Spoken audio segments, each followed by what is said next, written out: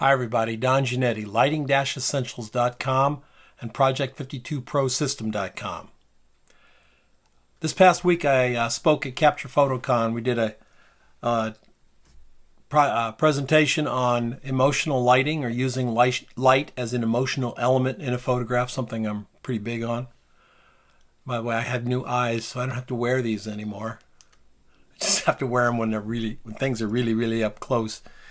They say, well, we can fix your eyes, but we can't fix 100% of them.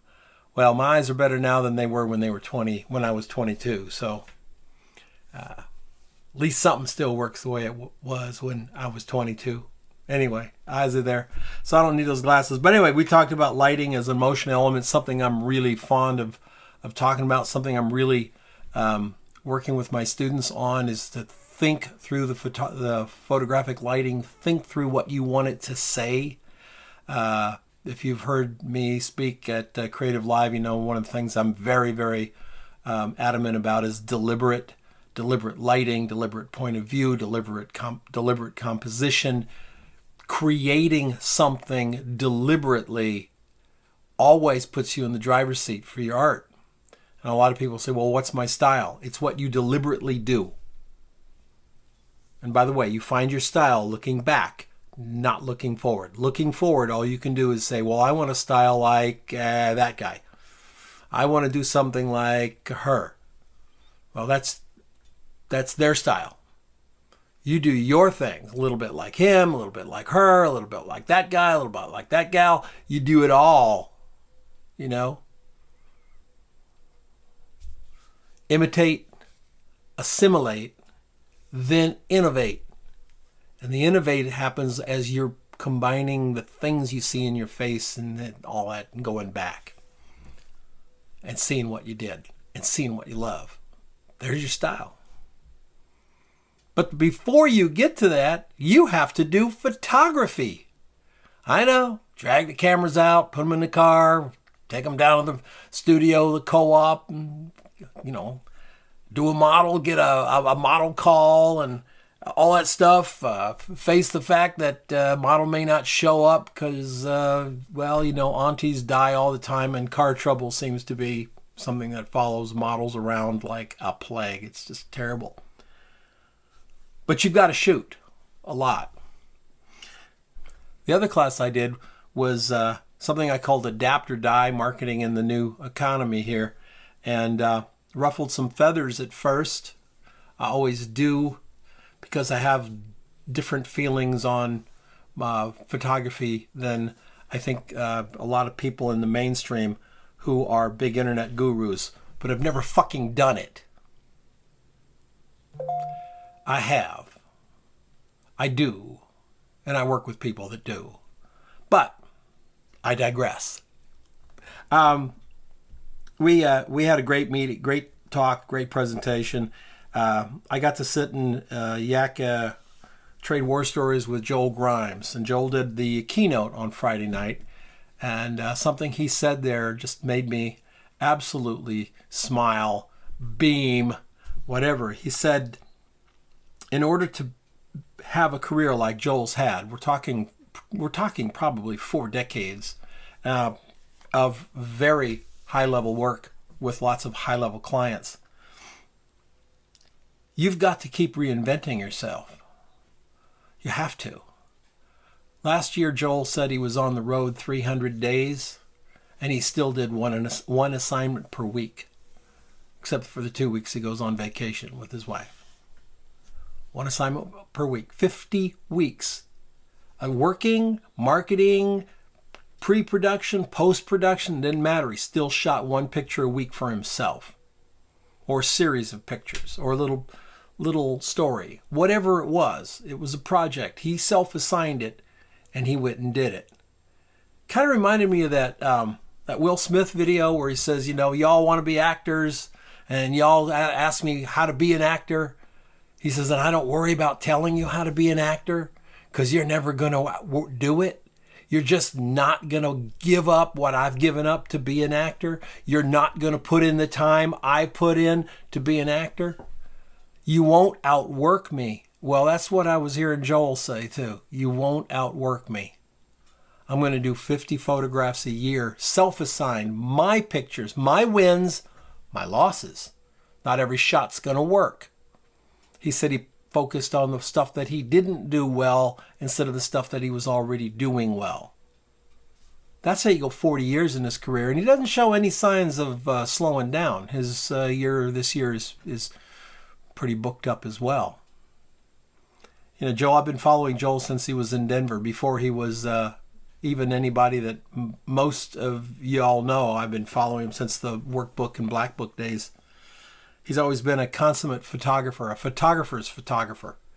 Didn't matter what he photographed, because he photographed a lot of stuff.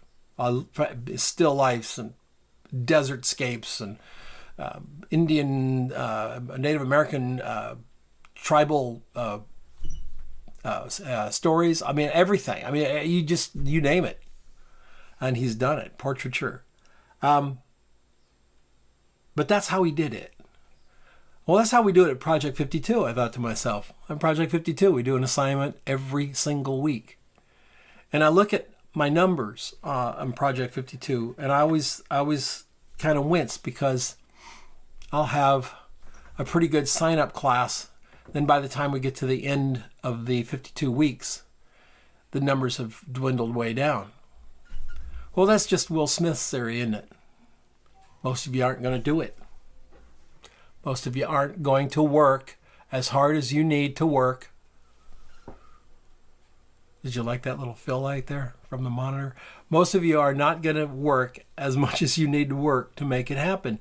And then you slow down and you think, oh, I want to be a professional photographer, but God, this is really hard.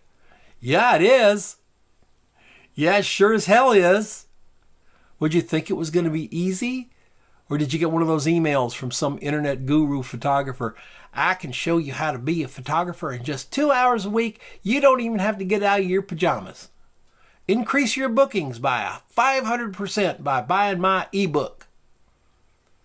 Those people should be horsewhipped, son. It's not easy. And no $50 ebook's going to make it easy. And no hiring some ex-wedding photographer, 2 years in the business coach crap is going to get it done either. It's got to come from you. Inside you. Shoot every day. Shoot every week. Shoot every month. Most of us can't handle shooting every day. A lot of people who want to be photographers, I totally get this. You know, we want to be photographers. We have families, and we have, car trouble and all kinds of stuff that gets in the way. Some of us have day jobs, that type of thing. I get it. But shooting once a week shouldn't be an issue if it's something you're passionate about. Give yourself assignments. Now, in Project 52, we do what I call real-world assignments. We do like a fake ad for an optometrist. We do, next week we're doing pizza. This week we're doing fashion accessories like wallets and purses and things. Commercial photography. We get into editorial portraiture and commercial photography. Touch on architecture. We touch on food. We touch on still life. We touch on the things that a commercial photographer would normally have coming along in a regular year in a medium-sized town. If you're in New York, it's a different world. And if you're in Bumpkin, Florida, that might be a little bit different approach as well. But we approach it this way. We've had people who never shot food before discover that they love shooting food because they were forced to do one assignment a week.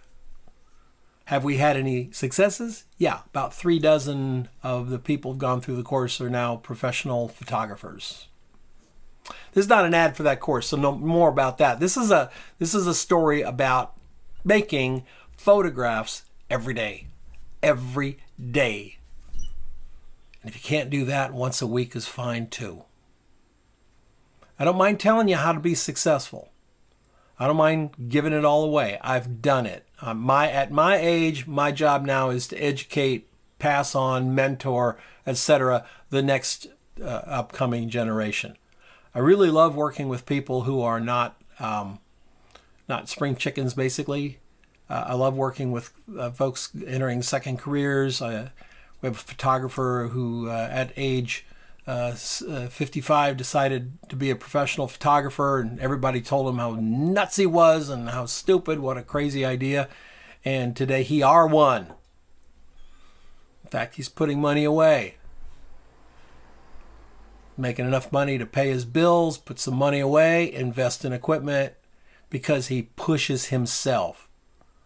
And that particular photographer shoots an assignment a week because he got in the habit of it over at Project 52. I think it's fascinating. Anyway, if you want to up your game, make it go zoom through the roof, shoot something every week, minimum. Every day on vacation would be great too. And I never understand when someone says, well, I'm going on vacation, I'm not going to take my cameras. I'm thinking, vacation is that they're unfettered days. You have nothing else to do. Do that. It's awesome. Hey, I'll see you next time. I wish I keep these videos at 8 minutes. I just, my mouth and my brain just start spewing stuff. If you want to know more about Project 52, it's project52.com. I'm sorry, project52pro.com. I gotta stop doing that too.